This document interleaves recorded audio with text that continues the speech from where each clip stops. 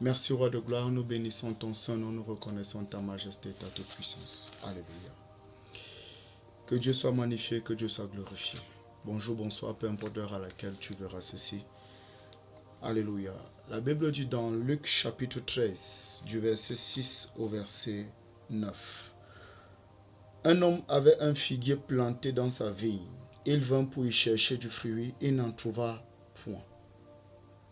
Alors il dit au vigneron, voilà 3 ans que je viens chercher du fruit à ce figuier.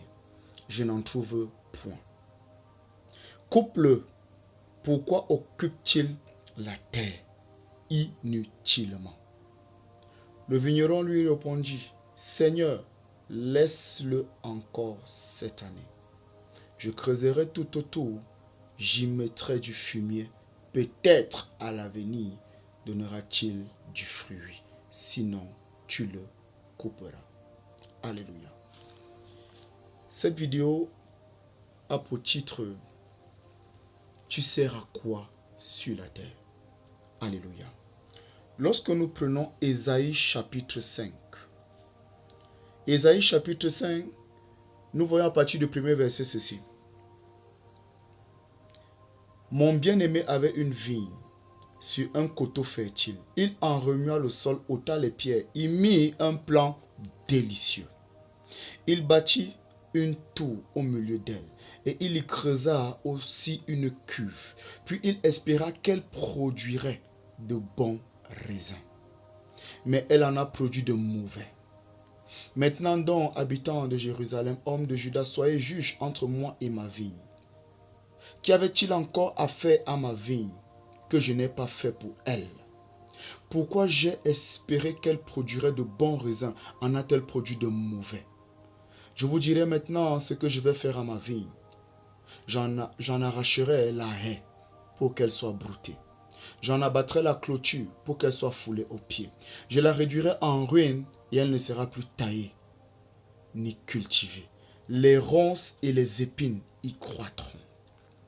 Et je donnerai mes ordres aux nuées afin qu'elle ne laisse plus tomber la pluie sur elle. Alléluia. La vigne de l'Éternel des armées, c'est la maison d'Israël. Et les hommes de Juda, c'est le plan qu'ils chérissaient. Ils avaient espéré de la droiture, et voici du sang versé.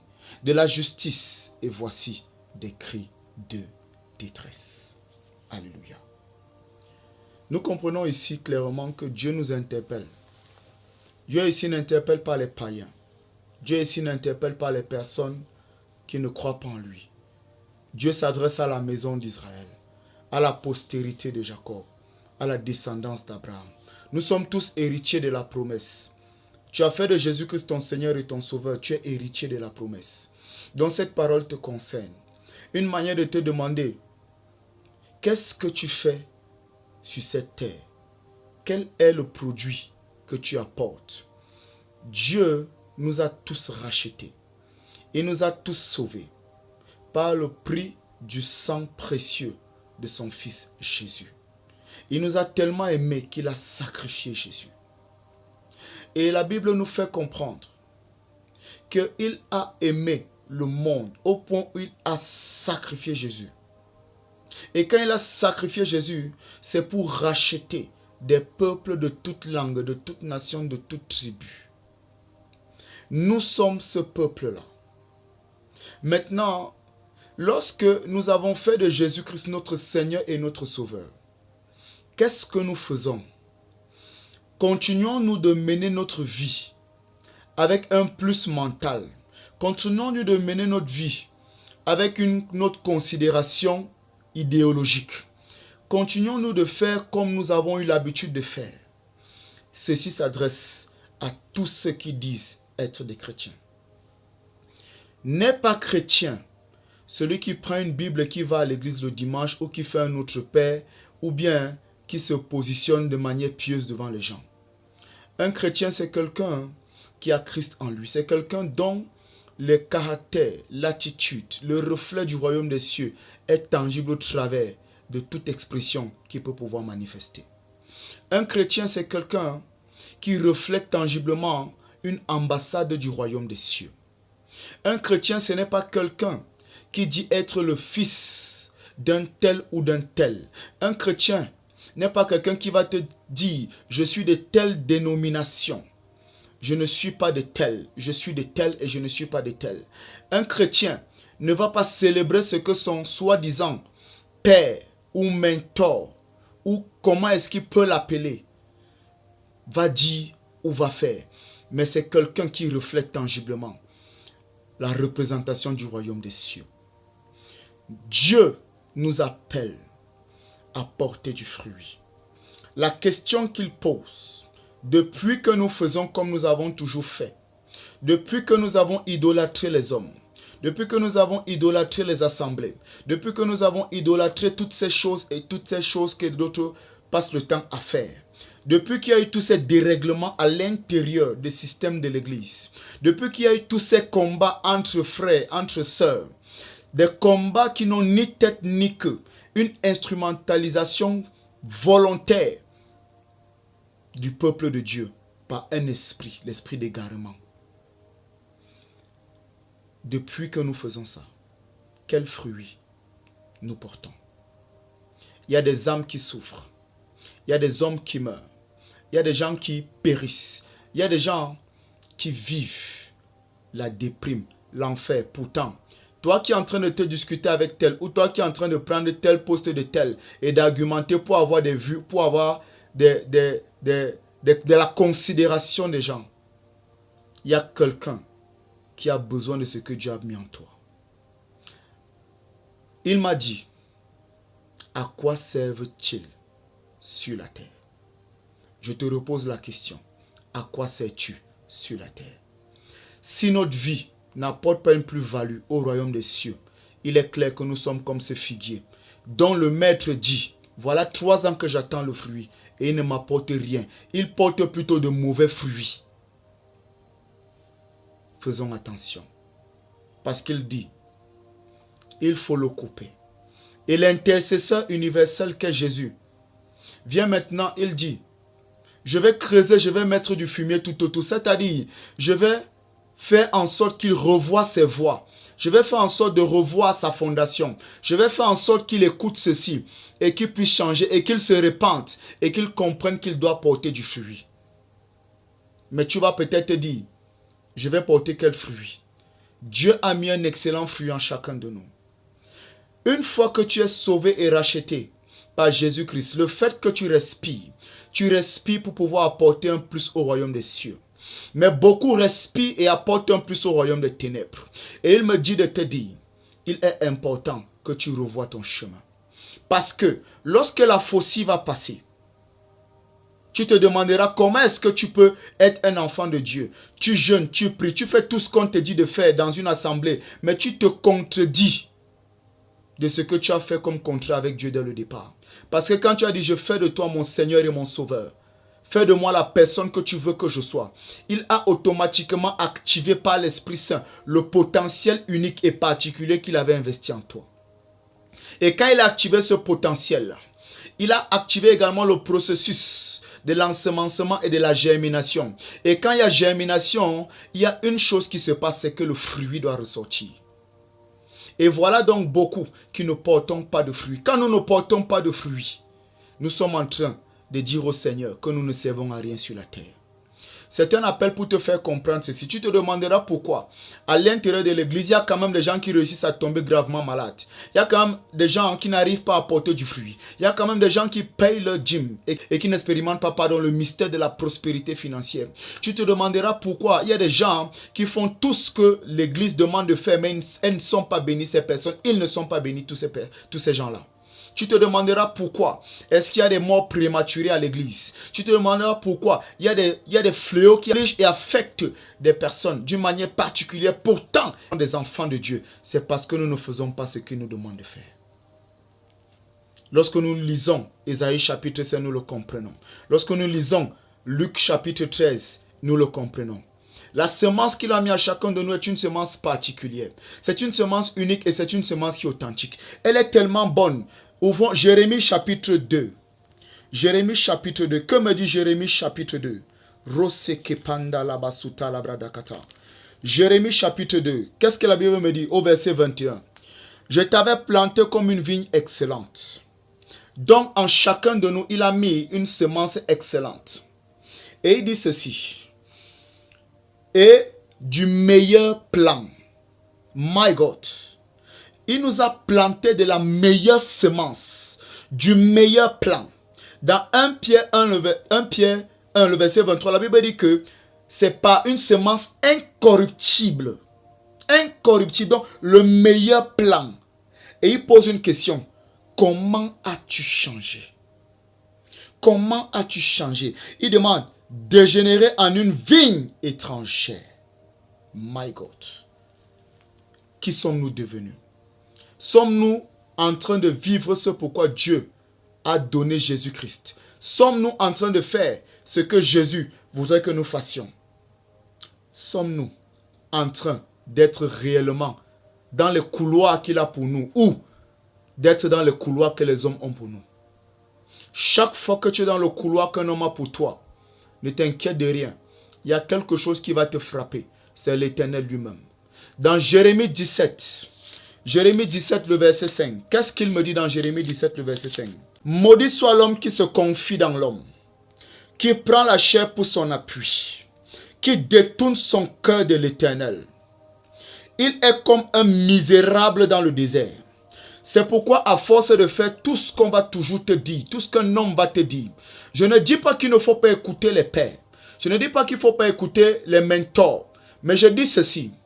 Tout ce qu'on te demandera de faire qui n'est pas en conformité avec la parole de Dieu, tu es plus proche d'un homme que d'être proche de Dieu.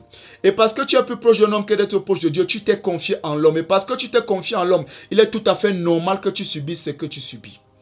Il y a des gens qui écoutent et qui ont abandonné leur travail parce qu'un soi-disant serviteur leur avait dit abandonne ça parce qu'il y a les satanistes là-bas. Arrêtez d'être égarés n'importe comment. Arrêtez d'être égarés n'importe comment.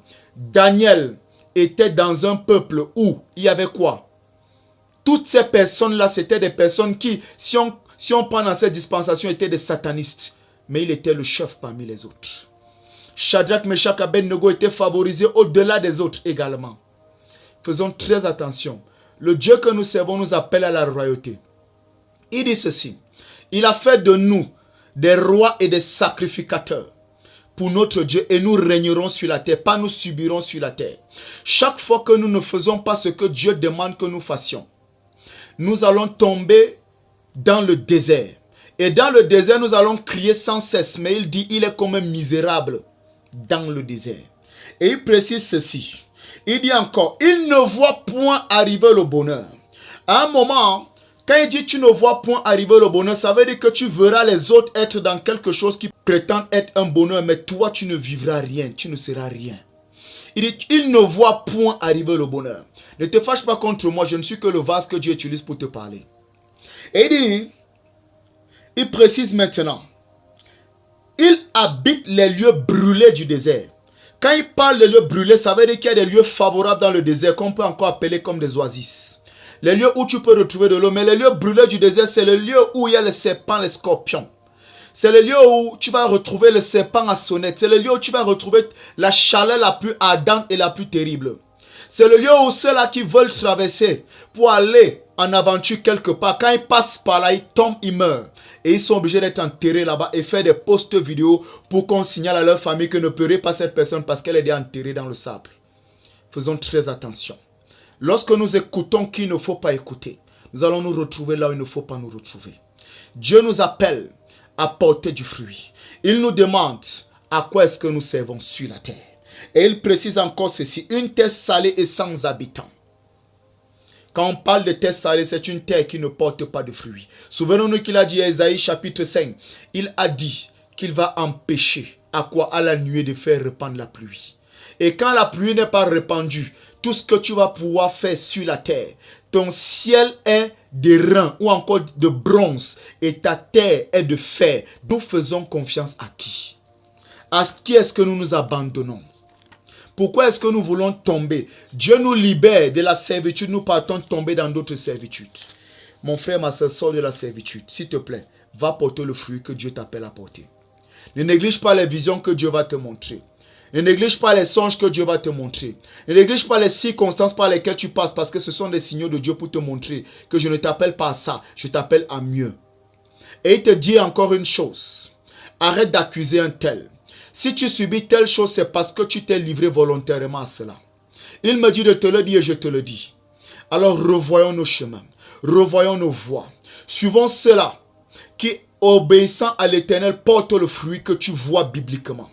Si quelqu'un ne porte pas le fruit que tu vois bibliquement, il est important que tu revoies ton chemin. Même si cette personne t'a nourri, ne sois pas déloyal, mais sois honnête et sois intègre. Je ne t'encourage pas à la déloyauté. La déloyauté mène à la mort prématurée.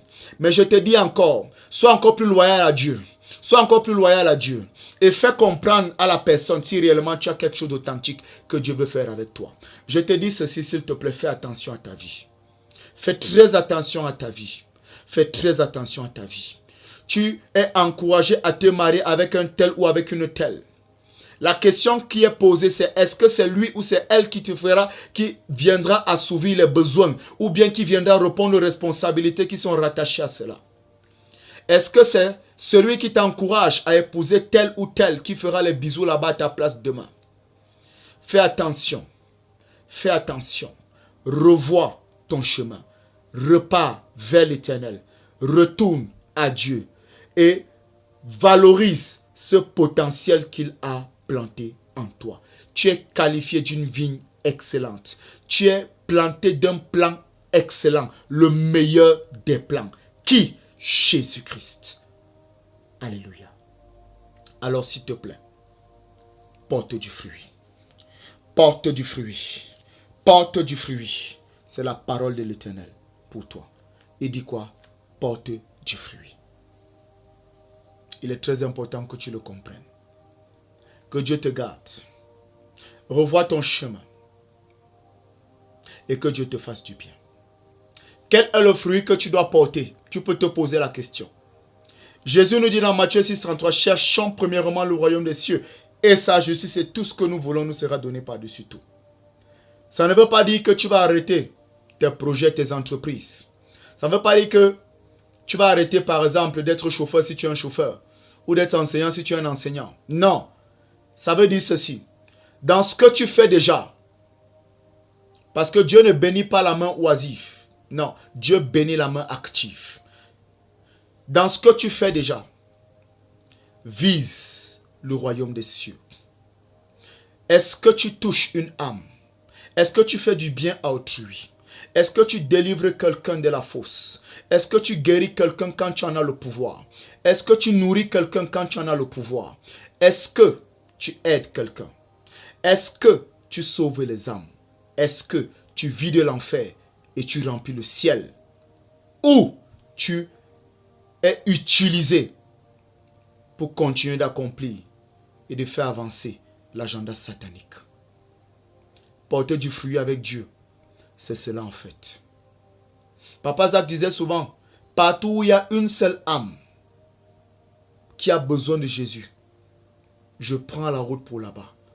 Quand j'ai découvert cela, j'ai compris à quel point nous devons nous revoir. Nous devons être différents. Nous devons être différents. Tout ce que nous postons en tant qu'enfants de Dieu, tout ce que nous postons, tout ce que nous avons en statut, tout ce que nous avons en commentaire, tous nos commentaires, ce que nous visionnons, ce dont nous parlons, ce que nous revêtons, ce dont nous nous revêtons, ce que nous portons, tout ce que nous faisons, quelles sont les pensées, quelles sont les actions, qu'est-ce qu'il y a derrière nous? Tout cela détermine réellement le royaume que nous faisons avancer. Nous devons rechercher le royaume des cieux et la justice de Dieu. La personne que tu accompagnes pour aller faire ce coup de braquage est une âme que Dieu aime. La personne que tu amènes chez un tel pour telle pratique est une âme que Dieu aime. Tu es chauffeur, mais tu contribues à l'avancement des crimes rituels pour de l'argent. À quoi sert-il à un homme de gagner le monde s'il perd son âme? Vous allez vous poser la question de savoir pourquoi beaucoup meurent. avant le temps. La mort prématurée, ce n'est pas seulement le coup de Satan. C'est aussi la justice divine. À certains, il y a un fruit qui sera demandé. Et quand nous voyons cela, quand on parle de fruit qui sera demandé, regardons le fruit dans Marc chapitre 11. Il part pour chercher un fruit sur le figuier. Et il y a des feuilles. Il espère trouver. Or, la Bible nous précise que ce n'était pas la saison. Tu peux te dire que ce n'est pas la saison pour toi de faire quelque chose, mais pendant que tu te dis que ce n'est pas la saison, ça c'est le raisonnement humain. Celui qui t'a fait vient dans la saison qu'il a fixée selon son dessein. Jésus est venu devant le figuier, espérant trouver du fruit. Et il n'a pas trouvé de fruit. Et Jésus a dit que jamais personne ne mange plus de ton fruit. Parce que moi qui suis le plan parfait, moi qui t'ai fait, et moi que tu dois satisfaire, je viens et je ne trouve pas le fruit. Jésus a dit que jamais personne ne mange de ton fruit. Tu vas te demander pourquoi certaines personnes partent comme un jeu. Nous devons porter le fruit. Tant que nous portons du fruit, nous servons aux intérêts du royaume des cieux. Parfois, Dieu veut enlever quelqu'un vite. Parce qu'il se rend compte que, oui, il a fini d'accomplir sa mission. Oui, il a omis et il refuse d'accomplir sa mission. Tu peux vivre longtemps. Tu crois avoir prêché tous les sermons. Tu crois avoir tout accompli. Mais au jour du jugement, Dieu te dit tu es un mauvais serviteur. Parce que le fruit que nous devons porter n'est pas en accord avec les pensées humaines. C'est en accord avec la volonté divine. C'est en accord avec la volonté parfaite de Dieu. C'est en accord avec les desseins excellents du Très-Haut. Oui. Nous devons revoir nos chemins. Tu sais à quoi sur la terre? Revois ton chemin. Revois ton chemin. Revois ton chemin. Que Dieu nous garde. Que Dieu nous guide. Que Dieu nous fasse du bien. Que Dieu soit glorifié au-delà de tout. Qu'il soit béni. Que Dieu te fasse du bien. Ne sois pas le fidèle lambda. Tu n'es pas racheté pour être un religieux. Tu n'es pas racheté pour être un légaliste. Tu n'es pas racheté pour être un correcteur de ce qu'un autre a dit qui est contraire à ce qu'un autre a dit quelque part. Non, tu n'es pas appelé à ça. Là-bas, tu es instrumentalisé directement par Satan pour créer des conflits, des tensions. Parce que tout ce qui vole la paix, tout ce qui détruit, tout ce qui tue n'est pas de Dieu. Le voleur ne vient que pour voler, détruire et tuer. Mais celui que je suis, Jésus, est venu pour que vous ayez la vie et que vous l'ayez dans l'abondance. Faisons très attention. Ne serons pas de ceux qui divisent le corps que Christ a racheté et dont il est la tête. Ne serons pas de ceux qui viennent créer les tensions entre les églises, entre les systèmes, entre les dénominations. Arrêtons de colporter de sales nouvelles contre une seule dénomination. Ça n'avance en rien, ça ne nous aide pas. Parce que ce que tu colportes comme nouvelle attire une malédiction de retour sur toi. Ceux qui sont déjà passés par là savent ce que je dis. Tout ce qu'on peut dire contre une église, parce qu'elle n'a pas été ci, elle n'a pas été ça. Si l'église n'avait pas été ce qu'elle a été, que tu dis qu'elle est maintenant en mal, tu ne serais pas là où tu es. Il faut reconnaître ceux qui ont fait un travail dans le passé. La révélation est progressive. Dieu t'a donné une révélation ou Dieu a fait couler des révélations au fur et à mesure. Arrêtons de combattre le corps dans le corps. Arrêtons de les combattre. Arrêtons de nous combattre. Faisons ce qui doit être fait. Pendant qu'il y a cette distraction, il n'y a aucun ministère biblique où il est écrit correcteur d'autres ministères.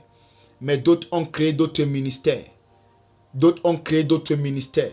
Nous avons l'apôtre, nous avons le prophète, nous avons l'évangéliste, le docteur, le pasteur. Et nous avons les fonctions telles que le diaconat, les anciens. Mais faisons attention. Qu'est-ce que les gens sont venus créer? Quelqu'un prend le micro, où il va faire pendant des heures et des heures une critique sur ce que tel autre a dit, se prétendant avoir une plus grande révélation. Tu n'as aucune révélation. Tu es aveugle. Ce n'est pas une injure. La Bible dit dans le livre d'Ésaïe, qui est plus aveugle que mon serviteur? Qui est plus aveugle que mon serviteur?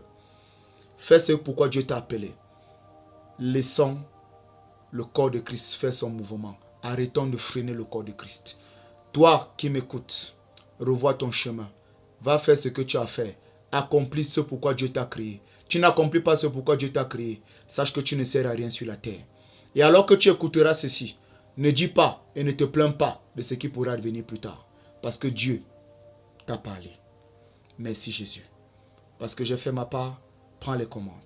Dans le nom de Jésus-Christ. Amen. Demeure béni. Jésus-Christ est Seigneur et souverain sauveur.